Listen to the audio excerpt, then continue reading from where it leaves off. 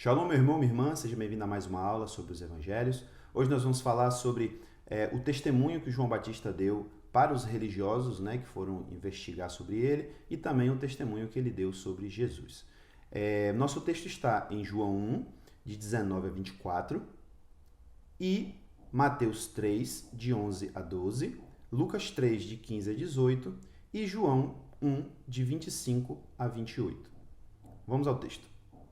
Este foi o testemunho dele, de João Batista, quando os judeus de Jerusalém enviaram sacerdotes e levitas para lhe perguntarem quem ele era. Ele confessou e não negou, declarou abertamente: não sou o Messias. Perguntaram-lhe: e então, quem é você? É Elias? Ele disse: não sou. É o profeta? Ele respondeu: não. Finalmente perguntaram: quem é você? Dê-nos uma resposta para que a levemos àqueles que nos enviaram. Que diz você acerca de si mesmo? João respondeu com as palavras do profeta Isaías: eu sou a voz que clama no deserto. Façam um caminho reto para o Senhor. Alguns fariseus que tinham sido enviados interrogaram-no: então por que você emerge se não é o Messias, nem Elias, nem o profeta?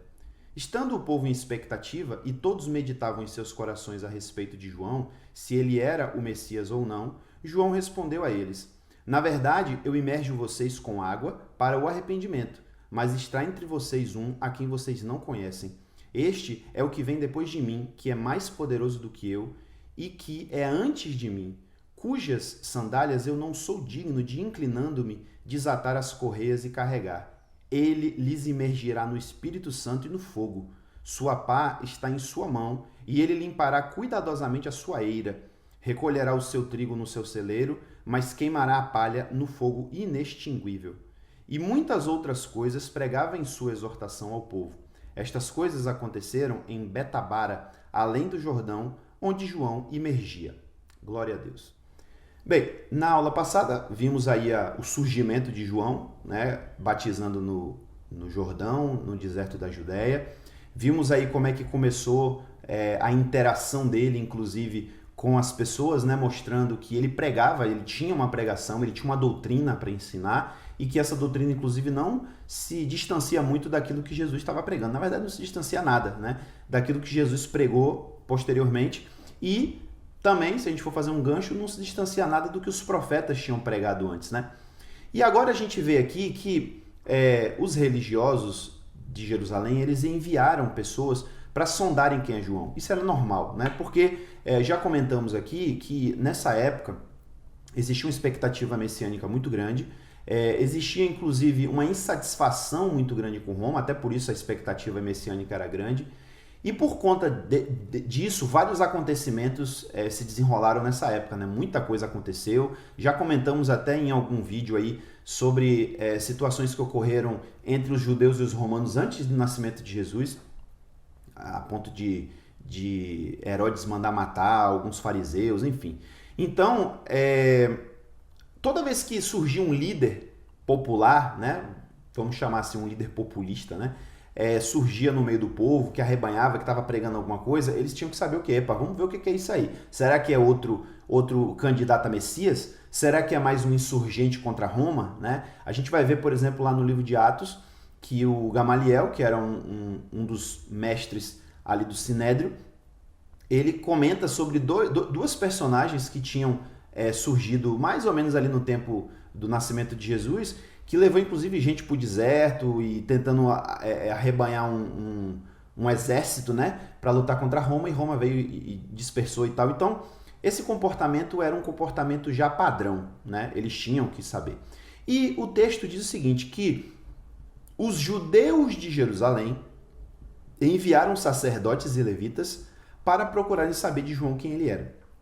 Observe aqui um detalhe interessante, que a gente vai ver isso ao longo do estudo, que João tem uma maneira peculiar de se referir aos líderes religiosos.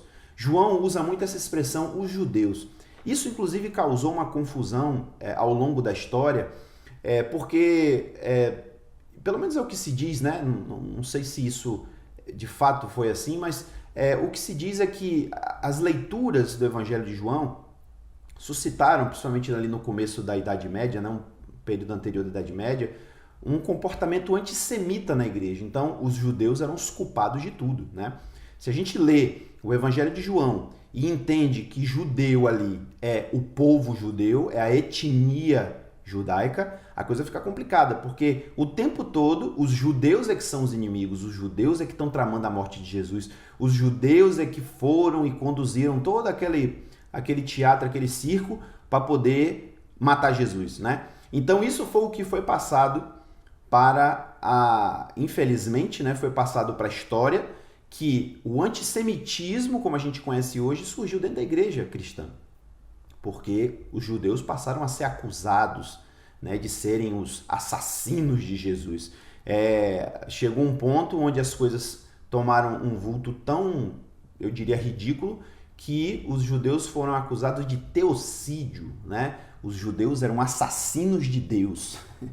Então, mas essa é uma leitura errada, né? A gente percebe, inclusive, eu não diria nem que isso é uma coisa do nosso tempo, eu não diria nem que isso é um privilégio do nosso tempo, por causa do acúmulo de conhecimento que a gente tem, nem é. É mesmo uma leitura mal feita do Evangelho de João que suscita esse tipo de comentário. Porque se a gente primeiro faz uma leitura de João e percebe quem são esses judeus, a gente vai ver que sempre são religiosos, são líderes religiosos. Não é gente do povo que está aqui nesse bolo de judeus, são líderes religiosos.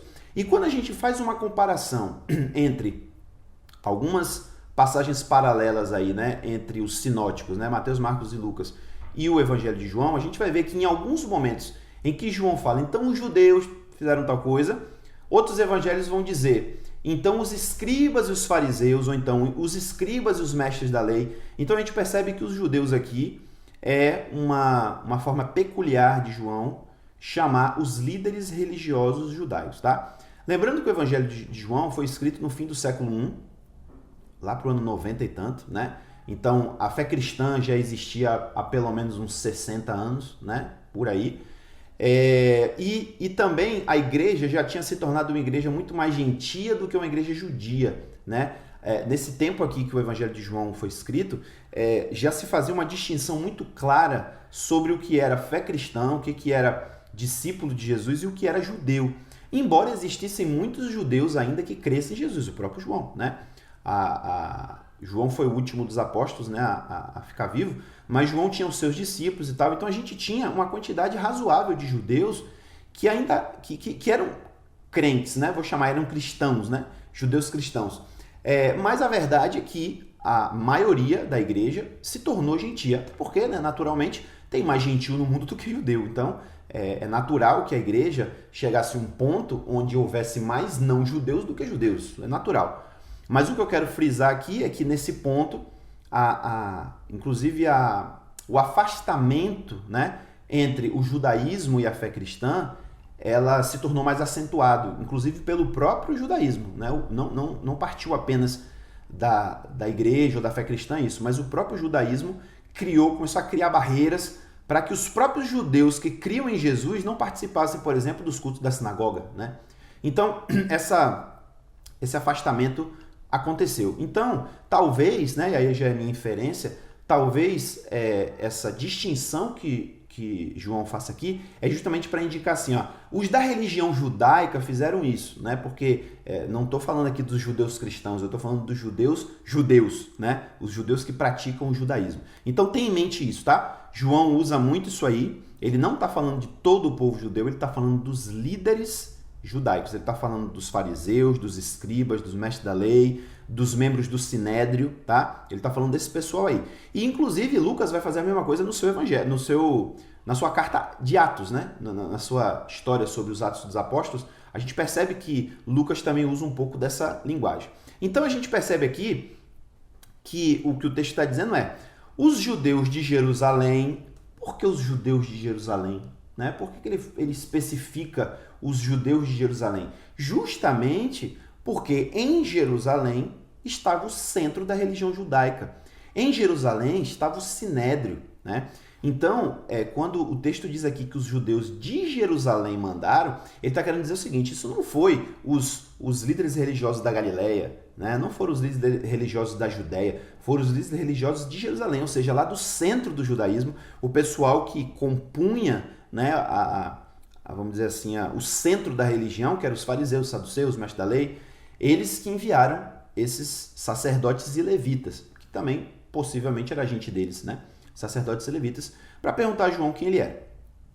E aí, inclusive, eu acho que eu comentei isso na aula passada, falando sobre judeus, sobre fariseus e saduceus, que uma das responsabilidades que o partido dos saduceus tinha era de lidar com questões políticas, mediar problemas sociais, né? Ou seja, alguma coisa que estivesse acontecendo no meio do povo, ou então alguma coisa que estivesse acontecendo com Roma para mediar, né, algum problema, ou então que tivesse alguma coisa que precisasse ser levada ao rei Herodes. Isso era da alçada dos saduceus. Então é altamente provável que esses que foram enviados fossem saduceus, certo? Mas o texto não diz isso claramente, né? O fato deles serem, inclusive, sacerdotes e levitas também já dá uma indicação dessa possibilidade, porque, como dissemos, não era todos, mas muitos sacerdotes e levitas eram do partido dos saduceus.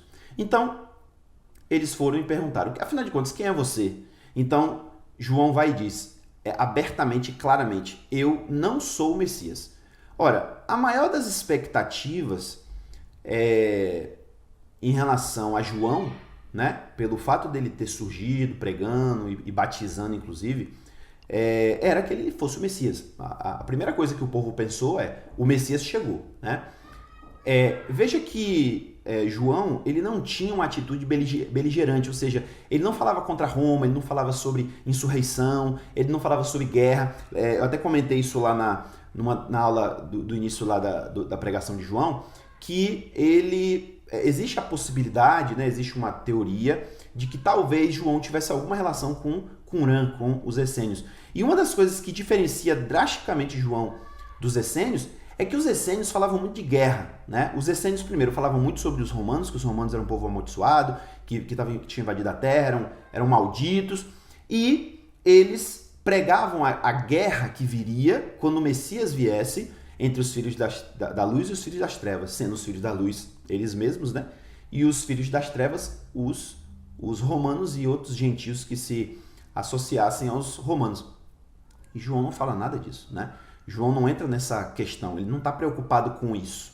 João não está preocupado em expulsão de romanos, em soberania de Israel, ele não está preocupado nem em salvação no sentido de livrar o povo do domínio estrangeiro. Não, ele não está falando disso. Ele está falando de outra coisa, ele está falando do reino de Deus, ele está falando de coisas espirituais. Ele está propondo aqui um batismo de arrependimento, né? E, inclusive, falamos isso também na aula passada. O batismo de João era um batismo de arrependimento. Os judeus eles já praticavam esse tipo de imersão em água, né? Mas com o sentido de purificação espiritual, purificação ritual até, especificamente. Ou seja, para que eles se tornassem puros para fazer certas coisas que, se eles fizessem impuro, Deus não ia aceitar, Deus ia ficar chateado, né? Então, o batismo, a imersão, que é assim como o judaísmo chama, né? Imersão, e é por isso até que eu estou usando essa expressão aqui, a imersão do judaísmo até hoje, inclusive, ela tem um sentido ritual, ela tem um sentido de purificação. E a imersão de João, não. A imersão de João era de arrependimento, de confissão de pecados e de transformação de vida. Então a pessoa confessava o pecado, se arrependia e a partir dali ele tinha que viver como se fosse uma outra pessoa, né? Justamente até por isso que era a questão da imersão, a pessoa entrava ali e como se estivesse morrendo e ressuscitando, né? E mais tarde isso vai ser desenvolvido muito mais no batismo cristão, né?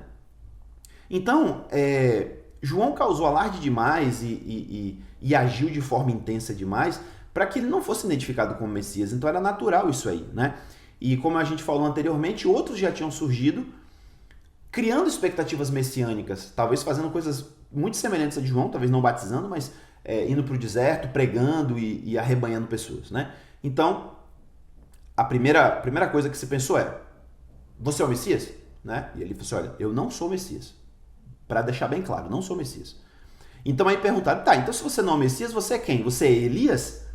Por que eles perguntam se ele é Elias? Né? Existe uma profecia de Malaquias, lá no finalzinho de Malaquias, no penúltimo e no último versículo do último capítulo de Malaquias, Deus promete,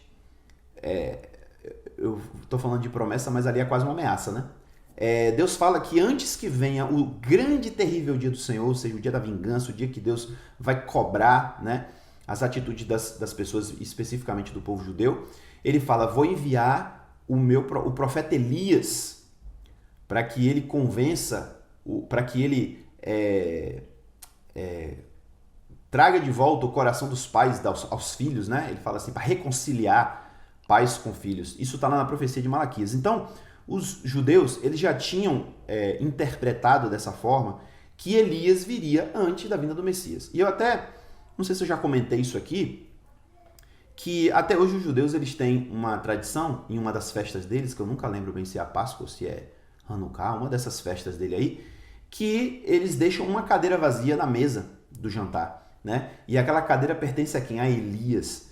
Então eles dizem o seguinte, que eles fazem até uma oração dizendo assim, Senhor, manda logo Elias, porque para que o Messias venha, Elias tem que vir primeiro. Até hoje eles ainda têm essa expectativa, né? Eles acreditam nisso. Então eles entenderam naquele tempo que a vinda de Elias era literal, né? Que Elias de fato voltaria para pregar, né? Se a gente for parar para ver a história de Elias, né? Ver os detalhes da história de Elias, até poderíamos interpretar dessa forma, porque Elias não morreu, né? Elias foi arrebatado, foi trasladado para o céu, ou seja, ele não passou pela morte para ir para o céu. Inclusive, que se diga, né, de passagem, que naquele tempo, segundo o nosso entendimento que a gente tem aí das coisas espirituais que a Bíblia nos apresenta, naquele tempo, no tempo de Elias, ninguém morria e ia para o céu, não. Né? As pessoas morriam e iam para o Sheol, né? O que na Bíblia se tornou Hades, era o lugar dos mortos. Aí Jesus vem e apresenta para a gente um detalhe a mais, né? Ele fala, olha, lá na morte existe o Hades e existe o seio de Abraão, né? E parece que era em lugares muito próximos. Claro que o que Jesus está falando, talvez a gente não possa interpretar literalmente, mas a ideia é, as pessoas não morriam e iam para o céu, né? As pessoas iam para um lugar onde os mortos estão. Esse era o entendimento dos judeus na época do Antigo Testamento, e esse se tornou o entendimento dos judeus também no Novo Testamento, e a igreja cristã, ela importou isso aí como algo verdadeiro. Jesus, inclusive, ratificou isso, né? Então, quando o texto diz que Elias foi trasladado para o céu, ou seja, ele foi levado para o céu vivo, é uma coisa muito diferentona, né? Porque significa que ele não foi para o mesmo lugar onde os mortos estão, ele não morreu. Ele foi levado ao céu vivo, né? Claro, tem que ter passado por uma mudança para chegar no céu, né? Mas de qualquer modo ele não morreu, o caso é esse. Então, se Elias não morreu, a gente poderia pensar que Elias poderia voltar, né? E veja que nós não estamos falando aqui de reencarnação, tá? Porque a doutrina espírita, né, kardecista, ela interpreta isso dessa forma. Ela interpreta que quando Jesus fala sobre a vinda de Elias, eles dizem que é porque João é a reencarnação de Elias, né? Mas até mesmo biblicamente, pela história de Elias, isso não seria possível, porque a pessoa só pode reencarnar se ela desencarnar, né? Ou seja, se ela morrer, ela tem que morrer primeiro para reencarnar, segundo a doutrina espírita. E isso não aconteceu com João, né? Elias, né? Elias não morreu, Elias foi arrebatado ao céu, então Elias nem poderia reencarnar. E essa ideia não existe na Bíblia, né? Hoje o judaísmo, por causa da cabala, por causa de misticismos que entraram no meio aí da fé judaica, eles hoje até aceitam a ideia de reencarnação, algumas vertentes do judaísmo aceitam, né? Mas a fé cristã tradicional, né, e eu diria a fé cristã bíblica, ela não trata de reencarnação, não se fala de reencarnação. Então, o próprio João, ele é taxativo em dizer, olha, eu não sou Elias, não. E o que é estranho até, porque existe a profecia de que Elias viria, não é verdade? Mais pra frente, Jesus vai, eu não sei se eu tô com a passagem aqui para dizer a vocês, não tenho, mas mais pra frente a gente vai ver, quando Jesus testifica sobre João, ele fala assim, inclusive não diz lá nas escrituras que Elias devia vir, pois eu digo a vocês que Elias já veio e fizeram com ele o que quiseram.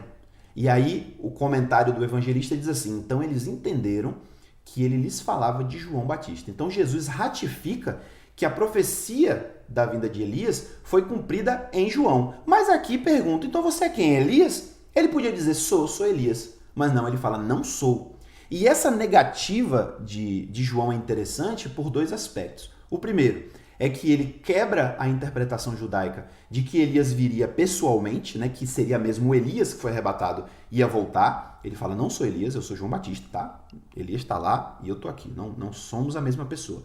E ele também quebra essa ideia, né, do espiritismo kardecista de que ele é a reencarnação de Elias. Porque se ele fosse a reencarnação de Elias, ele poderia sim dizer, sim, eu sou, né? Aí alguém pode, um espírita, né, pode de repente argumentar, mas de repente ele não sabia, né? Porque não é todo mundo que tem conhecimento das suas vidas passadas.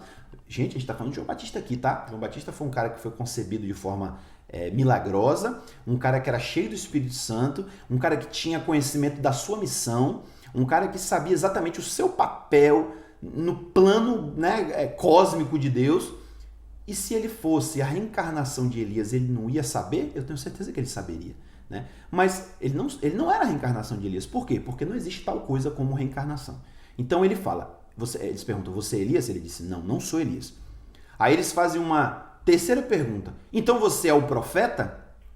E ele fala, não, também não sou profeta não. Por que eles perguntam o profeta? Veja que eles não perguntam, você é um profeta? Talvez se ele tivesse perguntado isso, ele teria dito, sim, eu sou um profeta, né? Mas o que eles perguntam é, você é o profeta? Por que eles falam isso? Novamente, porque existia uma interpretação a partir de uma palavra de Moisés, lá em Deuteronômio, se não me engano, em que Moisés fala assim, ó, Deus vai levantar no meio de vocês um profeta maior do que eu, e aquele que não der ouvidos a esse profeta será eliminado do meio do povo. Deus, depois de Moisés, ele começou a levantar profetas, né? A gente tem, por exemplo, Samuel, a gente tem Elias, a gente tem Eliseu, a gente tem Isaías, Jeremias, Oséias, Daniel, né? A gente tem vários profetas que Deus levantou para falar para o povo. Mas o próprio judeu, ele entendeu que quando Moisés fala desse profeta, ele não está falando de uma pessoa comum. Tanto é que quando Moisés fala assim que vai levantar um profeta maior do que eu, ou mais importante do que eu, então eles falam, pô, então não é uma pessoa comum, peraí, não é simplesmente um sucessor de Moisés, é uma pessoa aí importante. Então eles criaram, né, eles, não vou dizer criaram, mas eles interpretaram, né, essa palavra de Moisés como entendendo que Deus mandaria um profeta com P maiúsculo, vamos dizer assim, né, um profeta tão ou mais importante do que Moisés. E no desenvolver dessa interpretação, eles concluíram o seguinte, ora, quem é que pode ser maior do que Moisés se não o Messias, né? Só o Messias pode ser maior do que Moisés. Então eles entenderam que quando Moisés falou sobre isso, ele estava se referindo ao Messias. Então quando eles perguntam aqui sobre o profeta, no final das contas é quase a mesma coisa de perguntar se ele era o Messias, né? Mas como existiam essas diferentes interpretações, então de repente a pergunta tem um sentido assim, beleza, você está dizendo que não é o Messias, mas por um acaso você é o profeta? Porque de repente a gente pode estar equivocado, de repente o profeta pode ser uma pessoa do quilate do Messias, mas não é o Messias, né? E ele fala, olha, eu também não sou o profeta, né? E até porque também, pela palavra de Moisés, de fato, a gente entende hoje, né? Nós cristãos entendemos assim também, que quando Moisés falou de um profeta que se levantaria que seria maior do que ele está falando do Messias também, né? E é muito interessante, eu tenho falado sobre isso aqui algumas vezes, que as interpretações judaicas tradicionais, aquelas que são encontradas no Talmud, né, o Talmud babilônico, o Talmud de Jerusalém, levam para esse lado também. Algumas interpretações levam para esse lado. E alguns rabinos chegavam a dizer assim, que o Messias é maior do que Moisés. O Messias tem mais autoridade do que Moisés. O Messias vai ter a prerrogativa, inclusive, de modificar alguns mandamentos que Moisés deixou. Eles não diziam, eles não ensinavam que o Messias vinha para mudar a lei, nem para anular a lei, né? Eles não ensinavam isso. Mas eles diziam assim que na era messiânica algumas coisas iriam mudar. Então talvez fosse necessário que o Messias fizesse mudanças na lei para que ela se adequasse à era messiânica, né? E eu acho até que tem judeus que ainda falam sobre isso, né? Porque muita coisa que foi dita lá no Talmud, eles aprendem, mas eles, na verdade, abandonaram algumas coisas, né? Nós temos falado sobre isso aqui e eu vou continuar falando de algumas coisas porque é interessante a gente observar isso, que muitos judeus da época de Jesus tinham a mesma compreensão que depois os cristãos, né, os judeus cristãos vão ter, E hoje o judaísmo acusa, né, ou enfim, não aceita algumas das interpretações cristãs, porque julgam que são totalmente anti-judaicas, que não tem nada a ver com o que o judaísmo entende como verdade. Mas não é bem assim, né? Na verdade, o judaísmo hoje é fruto de uma separação entre o judaísmo e o cristianismo lá atrás, e eles escolheram evitar algumas coisas, né? Então, algumas coisas não são faladas, ou não são ensinadas, ou até, enfim, foram abandonadas, para que não houvesse muita semelhança entre o que eles estavam pregando e o que a igreja cristã está pregando. Mas a verdade é que a gente prega praticamente a mesma coisa que o pessoal da época pregava, né? Eles só não aceitaram que Jesus era o Messias, mas tudo que eles diziam sobre o Messias, ou quase tudo, a gente hoje crê também, né? Então, João afirma, olha, eu não sou esse profeta, até porque eu não sou maior do que Moisés, né? Então eles falam, então, pelo amor de Deus, quem é você? Nos dê uma resposta, para que alevemos aqueles que nos enviaram. O que você diz de si mesmo? Qual é a sua afirmação de si mesmo? E aí o texto diz que ele respondeu com as palavras do profeta Isaías, que a gente já leu lá no comecinho, né? No surgimento de João.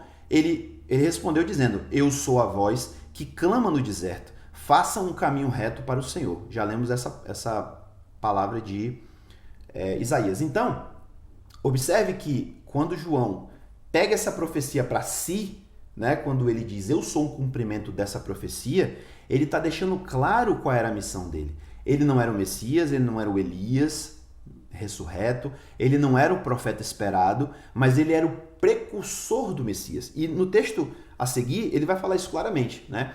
Eu não sou nem da estatura do Messias, eu não tenho nem condições de desamarrar a sandália dele. Então, me coloquem no meu lugar. Eu sou a voz que clama no deserto e que está pregando para que seja feito um caminho plano para o Senhor, né? Então ele vem para preparar o caminho para que o Messias venha. Então, no prosseguimento aqui da leitura, o texto diz assim, alguns fariseus que tinham sido enviados interrogaram-no, dizendo, então, por que você emerge se você não é Messias, não é Elias, nem o profeta? Deixa eu falar com vocês aqui sobre essa menção aos fariseus. Olha só o que eu tinha comentado anteriormente. Na passagem de João, diz que os judeus de Jerusalém enviaram sacerdotes e levitas, né? E agora no meio desses aqui que tinham sido enviados estão os fariseus. Então perceba como nos evangelhos a gente vai ter um grupo, né? Um grupinho de fariseus, saduceus, na forma principalmente de sacerdote, sumo sacerdote, escribas, mestres da lei, né? Esse era o centro, né, da religião judaica, pelo menos na religião judaica, vamos dizer assim, mais tradicional, né, que estava ligada ao templo e a lei e tudo mais. Então, esse pessoal aqui era o pessoal que fazia parte do Sinédrio, era o pessoal que estava conectado com o Sinédrio, tá? Então, por isso que João vai dizer, olha, isso aqui são os judeus, tá? Esses que eu estou chamando aqui de judeus são esse grupinho aqui.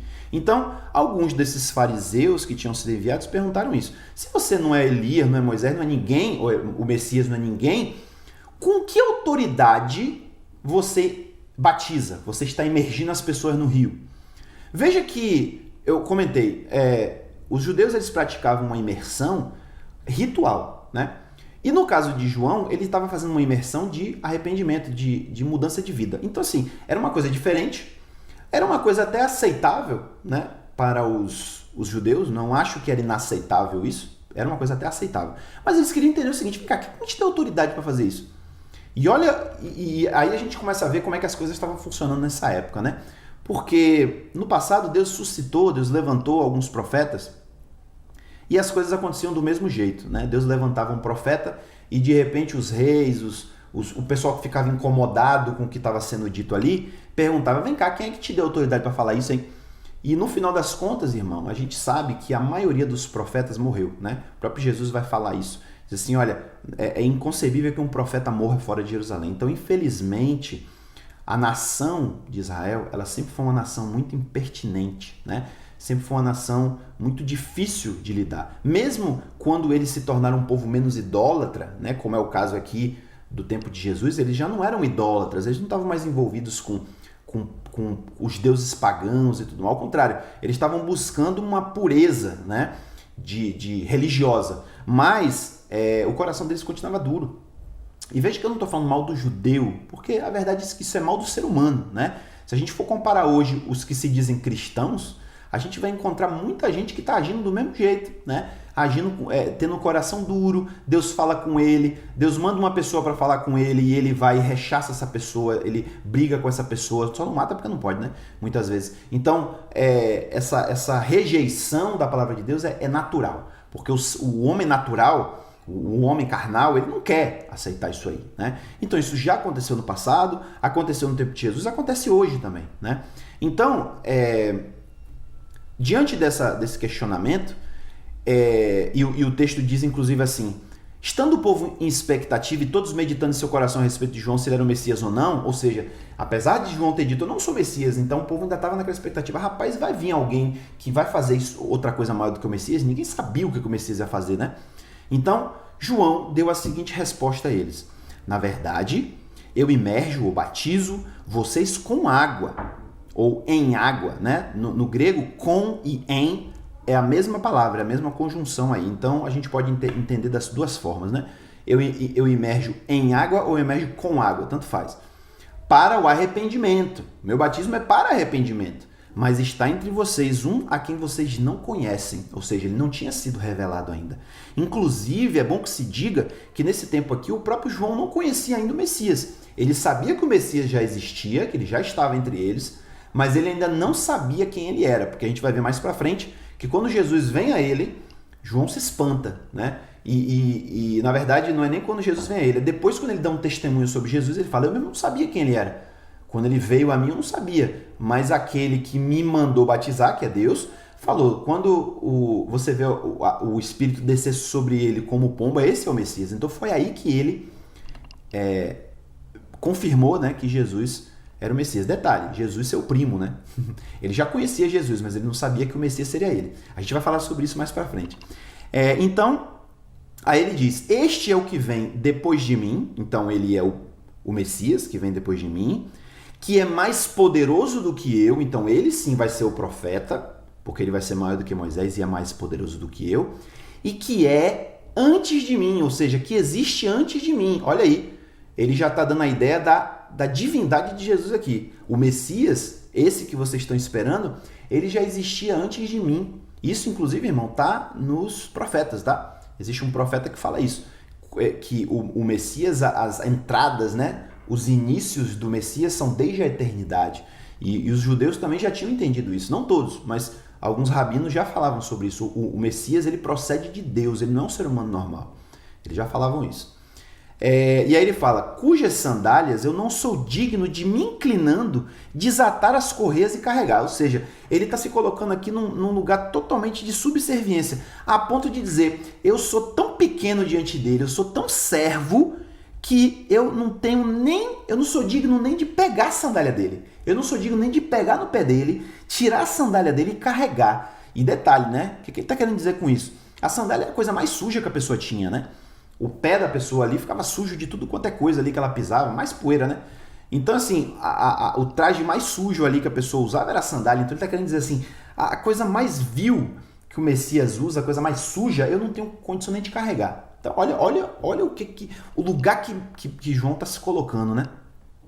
E aí ele determina aqui, ó, ele vai imergir vocês no Espírito Santo e no fogo, ou com o Espírito Santo e com fogo, né? Inclusive, deixa eu falar uma coisa a mais aqui sobre isso. João está dizendo aqui, olha, eu estou batizando vocês, vou falar a palavra batismo, né? Eu estou batizando vocês em água, estou batizando vocês dentro de um rio, para o arrependimento. Então, significa que vocês têm escolha. Se vocês quiserem se arrepender, se arrependam. Se não quiserem, não se arrependam. Viu? Como quiserem. Agora, vem um aí que ele vai fazer mais do que eu. Ele vai vir para batizar vocês com ou no Espírito Santo. E no fogo, tá? E eu vou até chamar sua atenção para essa questão aqui do fogo. Então, isso é uma coisa que para o judeu falar sobre o Espírito Santo era uma coisa assim, vamos dizer assim, escatológica, né? Porque a gente sabe que até esse ponto o Espírito Santo era dado a pessoas específicas, né? Deus dava uma porção do seu Espírito àquelas pessoas que ele queria. O Espírito não era derramado irrestritamente, né? E existe aquela profecia muito conhecida de Joel, né, que a gente associa muito a Atos 2, que fala, né, que nos últimos dias derramarei do meu espírito sobre toda a carne, João 2:38, se não me engano. Então, havia uma promessa de Deus, isso está lá em Ezequiel também, né? Ezequiel 38, se não me engano, fala sobre isso também, que Deus derramaria do espírito dele sobre o povo. Então, existe essa promessa. Os judeus tinham expectativa disso, mas eu acho que eles não tinham uma dimensão do que isso significava, né? Então, agora, João está dizendo, olha, esse cara que está vindo aí, o Messias, ele vai trazer para vocês o Espírito Santo. Eu estou batizando vocês na água para arrependimento, pois ele vai batizar vocês no Espírito Santo para vocês viverem novamente, terem uma nova vida. Isso aqui que ele está falando tem uma conexão com o nascer de novo que Jesus vai dizer lá na frente. Né? Lá, chegando lá, a gente vai falar mais sobre isso. Mas ele também vai vir para emergir com fogo, ou no fogo. Vem fogo aí. Aí o pessoal que é pentecostal, né, principalmente, associa aqui o Espírito Santo ao fogo. Então, é como se ele estivesse dizendo que vai emergir no Espírito Santo e no poder, né? Mas olha, deixa eu te dizer uma coisa, essa é uma interpretação errada, tá? Esse fogo aqui que João está falando não é fogo do Espírito Santo. Ele está falando aqui do fogo da condenação. E como é que eu sei disso? O judeu, ele tem um costume, e você vai ver isso tanto em passagens poéticas, como muitas vezes em palavras, né, que as pessoas estão dando, como é o caso aqui de João, que é o paralelismo. O que é o paralelismo? A pessoa fala duas coisas, a mesma coisa, só que de formas diferentes. A gente vai encontrar isso muito nos Salmos, por exemplo, nos Provérbios, né? Então, muitas vezes o cara fala uma frase, depois ele repete outra frase que é semelhante à primeira, mas ele muda as palavras, né? Olha a forma como João fala aqui, ó. Ele lhes imergirá no Espírito Santo e no fogo. Aí na segunda sentença ele fala, sua pá está em sua mão, e ele limpará cuidadosamente a sua eira, recolherá o seu trigo no seu celeiro, mas queimará a palha no fogo inextinguível. Olha o que ele está dizendo aqui. Ele está dizendo que aqueles que forem imersos no Espírito Santo, eles serão o trigo recolhido no celeiro. Faz sentido para você? Eu acho que faz, né? Porque o próprio Paulo vai dizer, por exemplo, que se nós não temos o Espírito Santo, nós não somos do Senhor. Então a grosso modo, a gente fala, se eu não tenho o Espírito Santo, eu não sou salvo. Eu preciso do Espírito para ser salvo. Então, João está dizendo isso aqui, ó, que aqueles que forem imersos no Espírito Santo, eles vão ser recolhidos no celeiro do Senhor, como trigo. Mas aqueles que forem palha, aqueles que não forem trigo, aqueles que não forem imersos no Espírito Santo, qual é o destino deles? O fogo. Então perceba que João não está falando de fogo aqui em termos de poder, em termos de sinônimo do Espírito Santo. Ele está falando que o Messias vem com dois propósitos, salvar e condenar. Jesus até vai falar depois, eu não vim para condenar, mas acho que você entende o que eu quero dizer. Jesus diz assim, e a gente não vai demorar muito de ler isso, lá em João 3. Ele vai dizer assim, Deus amou o mundo de tal maneira que deu o seu Filho unigênito para que todo aquele que nele crê não pereça, mas tenha a vida eterna. Lindo. Aí, em seguida, ele fala, aquele que crê será salvo. Aquele que não crê será condenado. Então, perceba que, embora Jesus não tenha vindo a primeira vez para condenar ninguém, mas a condenação já está implícita. E ele vai falar isso também em outro momento. Ele vai dizer assim, eu não sou eu que condeno, não. É a palavra que eu estou dizendo aqui de Deus que vai condenar vocês. Não sou eu que vou condenar, é a palavra que vai condenar. Então, João já está alertando o povo disso aqui. Olha, o Messias vai vir para fazer uma separação, tá? Então, aqueles que crerem, aqueles que se arrependerem, aqueles que derem ouvidos, eles vão ser imersos no Espírito Santo e eles vão ser recolhidos no celeiro do Senhor, né? Eles vão, ou seja, eles vão fazer parte do reino, eles vão fazer parte do povo de Deus. Agora, aqueles que não crerem, aqueles que recusarem, aqueles que não derem ouvidos, eles vão ser tratados como palha. Essa ideia de palha e trigo, né? Porque não sei se você já foi em algum campo de trigo ou alguma coisa que até pareça com trigo, né? Que no meio sempre surge, né? Um matinho e tal. Então, quando a pessoa vai recolher o trigo, ela recolhe o trigo, que é aquela parte, né, importante que é feito tudo que é feito com trigo, mas o resto, né, o talo e a florzinha fica tudo lá espalhado no chão. Aquilo ali é a palha, é o que sobrou, né? Então, o que ele está dizendo é isso. Aqueles que não forem tratados como trigo, eles vão ser tratados como palha. E qual é o fim da palha? Ser lançado no fogo, e ele ainda fala, no fogo inextinguível. ou inextinguível, acho que não sei se existe ainda inextinguível. Então veja que João também já está pregando algo semelhante que Jesus vai falar na frente, que é a questão da Guiena, do lago de fogo que arde com enxofre, né? Ele já está falando disso aqui, o judeu já tinha noção disso, tá? Já vou adiantar para você essa informação. O judaísmo já acreditava na Guiena, a Guiena não é uma criação de Jesus, eles já entendiam que existia um local de condenação e era um local de fogo, e eles chamavam de Guiena por quê? Porque, se não me engano, no lado oeste de Jerusalém, existia um vale, era o vale que ficava entre o portão do templo e o Monte das Oliveiras, existia um vale ali, né? E aquele vale era chamado de Vale do Filho de Inom, isso está lá no Antigo Testamento, Vale do Filho de Inom. Então o nome do vale era Ge Ben Inom, é assim que se fala em hebraico, né? Então, com o tempo, aquele lugar ali, talvez pelo fato até de ser um vale, de estar no fim do muro, enfim, eles começaram a usar aquilo ali como um depósito de lixo. Virou o lixão de Jerusalém. Então, como no passado, né, não existiam técnicas tão avançadas como hoje de tratar o lixo, que por sinal hoje em dia a gente ainda trata o lixo muito mal, né? Mas o jeito que eles tinham de tratar o lixo era queimar. Então eles iam jogando dejetos, eles jogavam muitas vezes até animais mortos, né? Os próprios, se não me engano, os próprios restos dos animais do templo, né, que eram processados ali para fazer o sacrifício, porque eles desossavam, né, pegava carne e tudo, mas os ossos já eram jogados fora. Então, me parece que era ali, se não me engano também, que eles jogavam aquilo. Então, tinha um fogo constante ali. Eles tinham que manter um fogo aceso constantemente ali.